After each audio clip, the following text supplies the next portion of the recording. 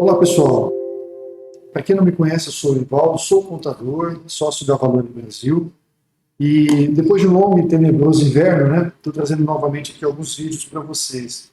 Vocês já observam de cara que está aqui no nossa planilha aqui de ranking, né, das boas pagadoras de dividendos.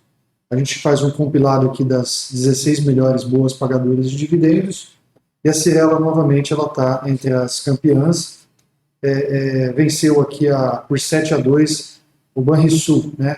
Aqui vocês sabem, a gente considera 3 indicadores, o método Bazin, o número mágico de Greenblatt e o Graham, para que a gente possa identificar qual é a melhor ação, tá? Então a gente pega as 16 melhores pagadoras de dividendos e a gente coloca outros filtros para que a gente possa poder escolher dentre essas 16 qual seria a melhor.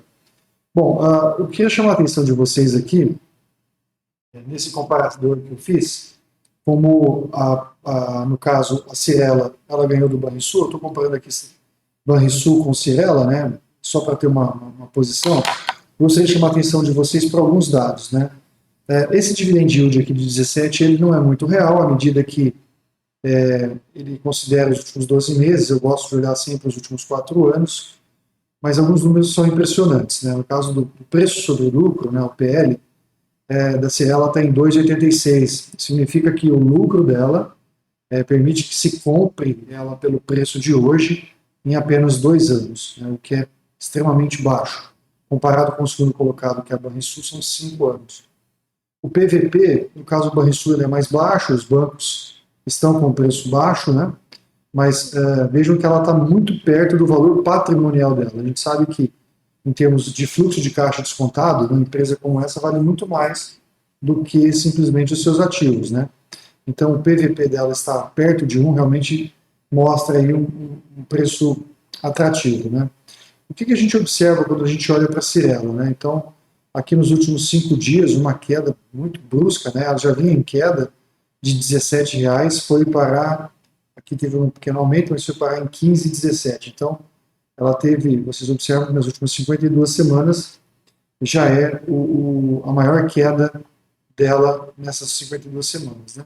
Então, um período mais longo, né, a gente observa que ela está vindo no patamar de alta, e esse valor de hoje, de 15, né, ela já teve esse vale lá no ano passado, né, na meados de março, abril. E nos outros anos também esteve abaixo disso, né?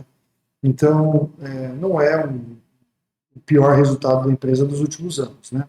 O que a gente está observando, na verdade, é uma reação do mercado à alta da inflação. A gente sabe que há uma pressão os materiais que ela utiliza, mão de obra, e, portanto, vai ter uma pressão nos custos e, por isso, o mercado tem precificado isso. Ou seja, é um segmento que vai sofrer aí com esse aumento da inflação. Só que, por outro lado, a gente sabe que os imóveis, ao longo do tempo, eles acompanham a inflação também. Portanto, pode ser que não seja no primeiro momento, mas em algum momento o preço dos imóveis que eles vendem também, ele vai conseguir repassar de alguma forma esse aumento da inflação. Então, a meu ver, não é tão preocupante assim. Falando um pouquinho sobre dividendos, né, eu queria chamar a atenção de vocês aqui com relação ao payout dela. Né? Então, o que a gente observa, né? A Cyrela sempre foi uma boa pagadora de dividendos, né? Então, vocês observam que somente em 2020 que ela teve um resultado não recorrente muito forte, por conta dos IPOs lá que ela lançou, mas ela sempre tem um payout maior do que lucro, né? Então, se vê em 18 e 17, né? Ela praticamente não teve lucro e teve um payout aqui altíssimo. Em 19, um payout maior do que o lucro.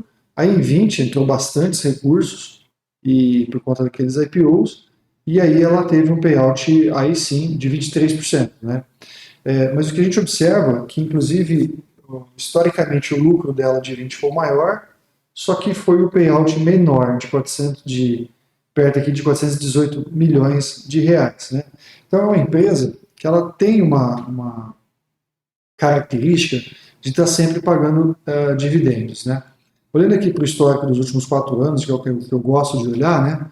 Se a gente pegar aqui 2020, 19, 18 e 17, a gente observa uma média aí de R$ 1,21 Se a gente pegar os últimos 4 anos, somar e dividir por 4, então a gente chega em R$ 1,21. O preço dela hoje é 15,17.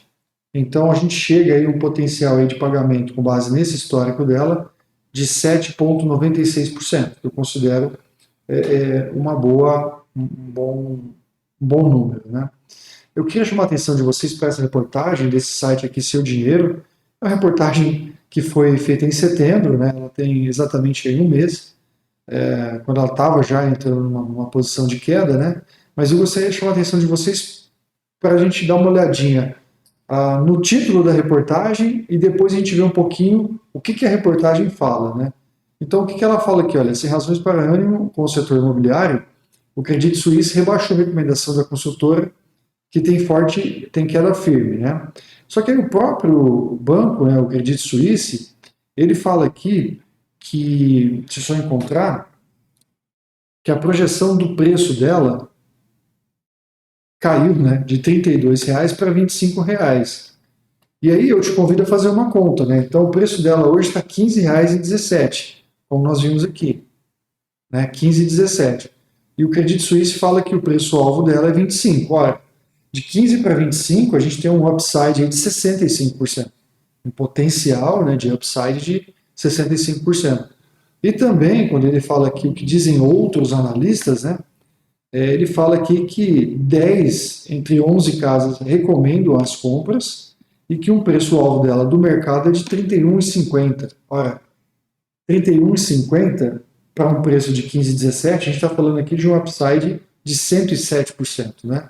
Então, assim, novamente, com base inclusive aqui no nosso comparador, né, o que a gente observa é uma empresa que, historicamente, como eu mostrei, paga dividendos, tem boa liquidez, vamos acompanhar aqui, né? Tem boa liquidez, tem uma dívida em relação ao EBIT dela extremamente baixo, menos de 1 EBIT.